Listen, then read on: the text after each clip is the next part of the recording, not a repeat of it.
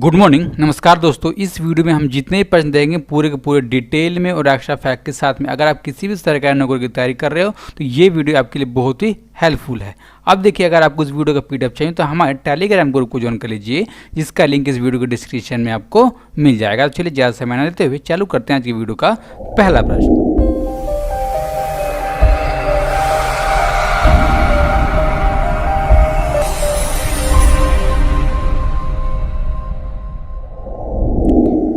विश्व real estate पारदर्शिता सूचकांक में 34वें स्थान पर निम्न में से किस देश को रखा गया है? तो रखा गया ऑप्शन नंबर डी, यानी कि भारत को global real estate transparency index 2020 में। और इस दोस्तों जो भी इंडेक्स इसको जारी किया है अमेरिकी स्थित एक संपत्ति सलाहकार कंपनी है जोन्स लैंग लासोल, उसने जारी करने का काम किया। अब देखिए, जो इसका संस्करण है अब की बार का, इसका 13वां संस्करण है 2020 का। और दोस्तों इसमें 99 देशों के 163 शहरों को रखा गया इस आंकड़े में विश्लेषण करने के लिए। अब देखिए, जो आंकड़ा दोस्तों, जो रिपोर्ट है, ये हर 2 साल पर यानी कि द्विवार्षिक रूप से जारी किया जाने वाला एक इंडेक्स है। अब देखिए दोस्तों, जो अगर द्विवार्षिक रूप से जारी किया जाता है तो पिछला इंडेक्स 2018 में जारी किया गया था और उसमें भारत का नंबर था 35 नंबर, ठीक है। और दोस्तों उससे पिछला 2018 का, उसमें भारत का नंबर था 36 नंबर पर था भारत। और दोस्तों 2014 में था भारत 39 नंबर पर, आपको याद कर लेना होगा दोस्तों। अब देखिए, एक और इसमें श्रेणी दोस्तों बताई जाती है कि अगर कोई देश 1 से लेकर 10 तक के बीच में आता है तो उसको अत्यधिक पारदर्शी देश माना जाएगा दोस्तों, यानी कि उसको श्रेणी में रखा जाएगा। अगर कोई देश 11 से लेकर के 33 तक के बीच में आता है तो उसको ट्रांसपेरेंसी यानी कि पारदर्शी श्रेणी में रखा जाएगा, ठीक है। 34 से लेकर 59 तक के अगर कोई देश इसके बीच में आता है तो वो अर्ध पारदर्शी माना जाएगा। तथा कोई 60 से लेकर 80 के बीच में आता है तो वो कम पारदर्शी होगा।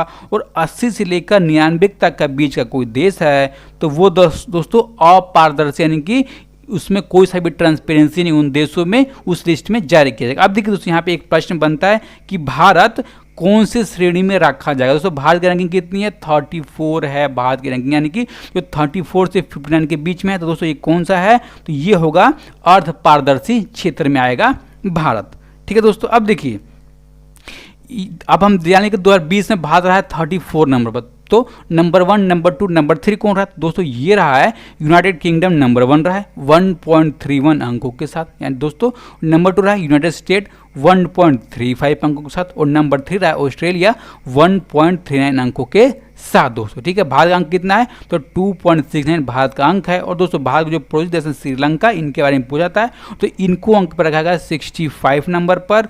और पाकिस्तान को रखा गया दोस्तों 73 नंबर पर, आपको याद करना होगा। ओके, नेक्स्ट क्वेश्चन 2 नंबर के लिए।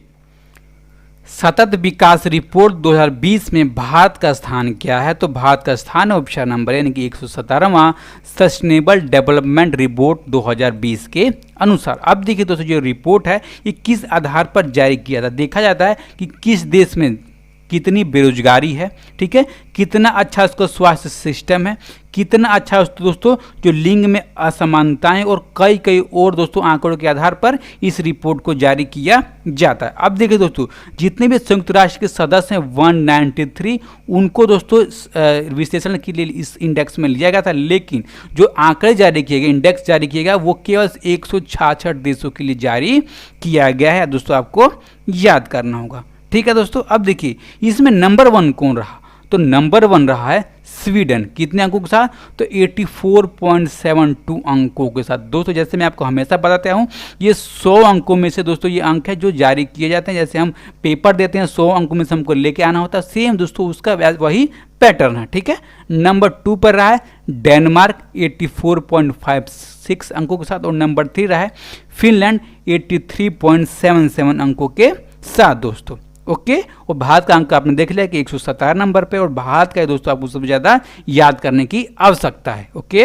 नेक्स्ट क्वेश्चन भारत मानवीय संकट और आपदाओं के लिए सूचना जोखिम सूचकांक 2020 में किस स्थान पर है? तो भारत का नंबर आता है ऑप्शन नंबर सी यानी कि 31वें नंबर पर और 5.4 अंकों के साथ। देखिए जब इस आंकड़े को, जब इस इंडेक्स को जारी किया जाता है तो किस तथ्यों के आधार पर दोस्तों, तो देखा जाता है किस देश में कितनी प्राकृतिक आपदाएं आती हैं और उससे कितनी जान माल की हानि होती है, ठीक है, कितना भ्रष्टाचार है किस देश में, और दोस्तों वहाँ पर लोग भूखमरी से मर रहे हैं कि नहीं मर रहे हैं, कितना खाने की स्थिति कितनी अच्छी है, इन सब आंकड़ों के आधार पर इस इंडेक्स को जारी किया जाता है दोस्तों। ठीक है, आपने इसको देखा। अब देखिए इस इंडेक्स के अनुसार विश्व का ऐसा कौन सा देश है जो सबसे खतरनाक देश है रहने के दोस्तों। तो इस इंडेक्स के अनुसार जो नॉर्थ कोरिया है वो सबसे खतरनाक स्थान है और उसको 39 नंबर पर रखा गया इस इंडेक्स के अनुसार। अब देखिए दोस्तों इस इंडेक्स में कितने देशों को रखा गया विश्लेषण करने के लिए, तो 191 देशों को रखा गया, जिसमें से आगे जारी किए गए केवल 39 देशों के ही। ओके दोस्तों, अब हम जानेंगे किसके बारे में, तो दोस्तों हम जानेंगे जो इसकी रैंकिंगें हैं 1 2 3 उसके बारे में दोस्तों। तो नंबर 1 को रहा, तो नंबर 1 रहा सोमालिया 8.9 अंकों के साथ। 2 नंबर पर रहा सेंट्रल अफ्रीकन रिपब्लिक 8.6 अंकों के साथ। और दोस्तों साउथ सूडान एंड यमन रहा नंबर 3 नंबर पर 8.1 अंकों के साथ। और भारत का नंबर रहा 31, आपको दोस्तों याद करना होगा। ओके, नेक्स्ट क्वेश्चन, भारतीय रेलवे के साथ किस पीएसयू ने सौर संयंत्र चालू किया है रेलवे ओवरहेड पर सीधे बिजली की आपूर्ति करने के लिए? दोस्तों चालू किया गया ऑप्शन नंबर बी यानी कि भारत हैवी इलेक्ट्रिकल्स लिमिटेड यानी कि बीएचईएल के साथ मिलकर इंडियन रेलवे ने। आप देखिए दोस्तों ऐसा विश्व का पहला रेलवे इंडियन रेलवे जिसने सीधे ट्रेन की ओवरहेड टेक्शन सिस्टम को बिजली की आपूर्ति दी। कौन सी आपूर्ति दोस्तों? तो डीसी यानी कि डायरेक्ट करंट देने का काम किया और उससे ये इंजन हमारा सर पर दौड़ने लगा, चलने लगा और उसकी टेस्टिंग भी की जा चुकी है। और दोस्तों हम आमतौर पर जानते हैं कि जो हमारी ट्रेन है वो एसी यानी कि अल्टरनेटिव करंट से चलती थी, लेकिन अब डीसी से भी चलेगी। अब देखिए दोस्तों इसकी टेस्टिंग कहाँ की गई, तो मध्य प्रदेश का एक स्टेशन है बीना, कौन सा? बीना नाम का, वहां पर इसकी टेस्टिंग की गई। अब देखिए इसके लिए हमको संयंत्र बनाने की दोस्तों आवश्यकता पड़ेगी डीसी पावर के लिए दोस्तों, तो ठीक है वो बनाया गया बीना स्टेशन पर ही 1.7 मेगावाट का, ठीक है दोस्तों बनाएगा और उससे चलाएगा। अब देखिए जब इसकी टेस्टिंग पूरी हो गई है, सफल हो गई है, तो 15 दिनों के अंदर में ही दोस्तों ट्रेन चलने लगेंगी इस ऊर्जा के अंतर्गत में, ठीक है। अब देखिए भारत का लक्ष्य क्या है, तो भारत का लक्ष्य है कि 2030 तक जो भारत है वो यातायात के क्षेत्र में 0% प्रदूषण फैलाए यानी कि 0 कार्बन उत्सर्जन क्षेत्र बन जाए। ओके दोस्तों, अब हम जानेंगे इसके बारे में, तो इंडियन रेलवे के बारे में। जो इंडियन रेलवे दोस्तों इसकी स्थापना कब हुई थी, तो 8 मई 1845 को। इसका हेडक्वार्टर है न्यू दिल्ली में। और दोस्तों इसके minister of state of railways कौन है, तो सुरेश अंगीडी, ठीक है। रेलवे मिनिस्टर कौन है, तो पीयूष गोयल। दोस्तों अब देखिए इसके रेलवे बोर्ड के चेयरमैन कौन है, तो विनोद कुमार यादव दोस्तों रेलवे बोर्ड के चेयरमैन है। और बहुत इंपॉर्टेंट दोस्तों प्रश्न है, काफी सीधे ये पेपर में पूछा जा चुका है। ओके, नेक्स्ट क्वेश्चन, किस राज्य सरकार ने राज्य में उद्योगपतियों और स्थानीय बेरोजगार के बीच एक सेतु के रूप में काम करने वाले नए महाजॉब्स पोर्टल की शुरुआत की है? तो इसकी शुरुआत की गई ऑप्शन नंबर डी यानी कि महाराष्ट्र सरकार की तरफ से। अब देखिए इससे लाभ किसको मिलेगा, तो वैसे युवकों को दोस्तों अधिकतर लाभ मिलेगा जो महाराष्ट्र राज्य के नागरिक हों, ठीक है। अब देखिए दोस्तों उनको 17 आर्थिक क्षेत्रों के 950 तरह के अलग अलग क्षेत्रों में दोस्तों नौकरी मिल सकती है। 950 तरह की अलग अलग नौकरी मिलने की संभावना है इस महाजॉब्स पोर्टल के माध्यम से। अब देखिए दोस्तों इसमें कौन कौन से लेबरों को रखा गया है, तो दोस्तों कुशल, अर्धकुशल, अकुशल श्रमिकों को दोस्तों रखा गया, यानी कि वैसे लेबर जो स्किल्ड हों, अनस्किल्ड हों, सेमी स्किल्ड हों दोस्तों और लेबर हों, सबको इसके अंतर्गत में रखा गया और उनको 950 तरह की अलग अलग नौकरियों की संभावना है मिलने की। ओके दोस्तों हम जानेंगे इसके बारे में, तो महाराष्ट्र के बारे में। जो महाराष्ट्र दोस्तों उसकी राजधानी कहाँ है, तो उसकी राजधानी है गर्मियों की मुंबई और ठंडियों की नागपुर। ओके, इसके चीफ मिनिस्टर हैं उद्धव ठाकरे तथा इसकी गवर्नर है भगत सिंह कोश्यारी और पार्लियामेंट में सीटें हैं राज्यसभा की 19 और लोकसभा की 48। अब देखिए दोस्तों, ये राज्य कब बना था? तो 1 मई 1960 को ये राज्य बना था। देखिए किस हाई कोर्ट के अंडर में आता है? तो बंबई उच्च न्यायालय के अंडर में आता है और इसके प्रेजेंट चीफ जस्टिस हैं बीपी धर्माधिकारी। कौन? बीपी धर्माधिकारी। ओके, अब देखिए इसका राज्य के जानवर क्या है? तो भारतीय गिलहरी।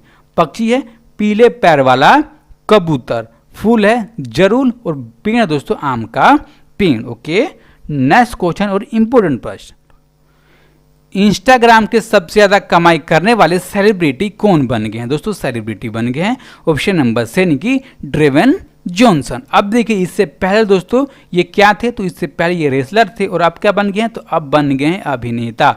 जब ये रेसलर थे तब इनको द रॉक के नाम से भी दोस्तों जाना जाता था और अभी भी इनकी दोस्तों यही पहचान है बहुत अधिकतर तौर पर। अब देखिए ये इंस्टाग्राम पर एक पोस्ट के लिए कितनी राशि को चार्ज करते हैं? दोस्तों चार्ज करते हैं 10,15,000 डॉलर की दोस्तों राशि चार्ज करते हैं और इसको दोस्तों जब भारतीय रुपयों में कन्वर्ट करेंगे तो कितना हो जाएगा? दोस्तों ये हो जाएगा 7,69,93,050 रुपये दोस्तों ये हो जाएगा। ठीक है दोस्तों, आपको याद करूँगा। अब देखिए पिछले साल यानी कि 2019 के अनुसार इस लिस्ट में सबसे ज़्यादा इंस्टाग्राम पर कमाई करने वाली सेलिब्रिटी कौन थी?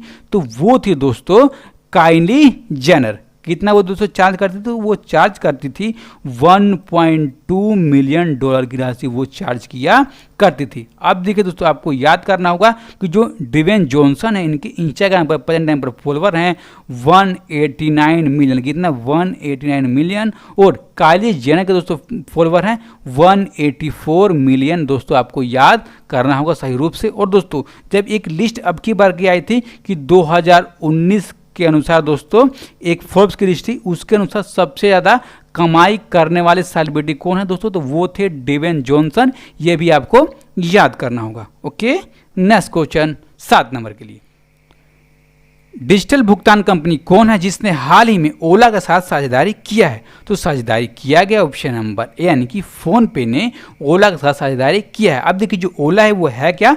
तो भारत स्थित एक राइडर शेयरिंग कंपनी। यानी कि दोस्तों अगर कहीं हमको जाना होता है तो हम ओला की कैब बुक करते हैं और अपने गंतव्य स्थान पर बहुत आसान तरीके से पहुंच जाते हैं। अब देखिए अगर हमको जो ओला की कैब है उसको शेयर करना हो तो हम शेयर भी कर लेंगे और बहुत कम पैसे में अपने गंतव्य स्थान पर पहुंच जाएंगे। लेकिन दोस्तों जब हम पेमेंट पहले करते थे तो फोन पे का ऑप्शन नहीं आता, लेकिन अब फोन पे का ऑप्शन आएगा और जितने भी पेमेंट के ऑप्शन है फोन पे के जो ऐप है उसके अंदर में उसका हम उपयोग कर पाएंगे बहुत आसान तरीके से। अब देखिए दोस्तों एक ओला ने ऑफर निकाला है कि अगर कोई ग्राहक पहले 2 अपने दोस्तों जो भी बुक करता है उसके अंतर्गत में वो फोन पे से पेमेंट करता है तो उसको 200 रुपये का कैशबैक दिया जाएगा। कितना?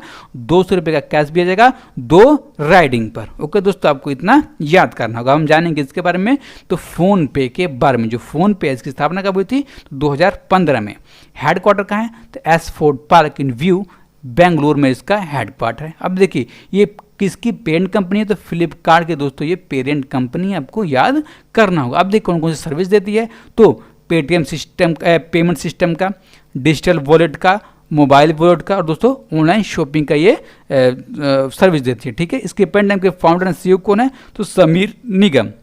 इसके को फाउंडर हैं दोस्तों CFO हैं दोस्तों, CFO कर लीजिएगा, CFO है राहुल चौरी। ओके दोस्तों आपको याद करना होगा। अब देखिए दोस्तों एक प्रश्न छूट ही गया कि ओला दोस्तों डिजिटल पेमेंट के लिए पहले ही गूगल पे के साथ और पेटीएम के साथ दोस्तों साझेदारी कर रखा है। ठीक है, आपको याद कर लीजिएगा। ओके, नेक्स्ट क्वेश्चन, उस व्यक्ति का नाम बताइए जिसने getting competitive a practitioner guides for India नामक पुस्तक लिखा है। दोस्तों इस पुस्तक को लिखा गया ऑप्शन नंबर यानी कि RC भार्गव की तरफ से। ये हैं कौन दोस्तों? तो ये पूर्व में मारुति सुजुकी के अध्यक्ष रह चुके हैं। कब रहे थे? तो 2007 में दोस्तों रहे थे, आपको याद करना होगा। ठीक है, अब देखिए जो ये पुस्तक है कौन से पब्लिकेशन इसको लॉन्च करेगी? दोस्तों एक हापर कॉलिंग्स इंडिया, कौन सा? हापर कॉलिंग्स इंडिया नाम की पब्लिकेशन है वो इसको लॉन्च करने का काम करेगी। अब देखिए इस किताब में किसके बारे में के बीच में सामंजस्य बैठाने के बारे में लिखा गया है दोस्तों। जो हमारी राजनीतिक व्यवस्था है,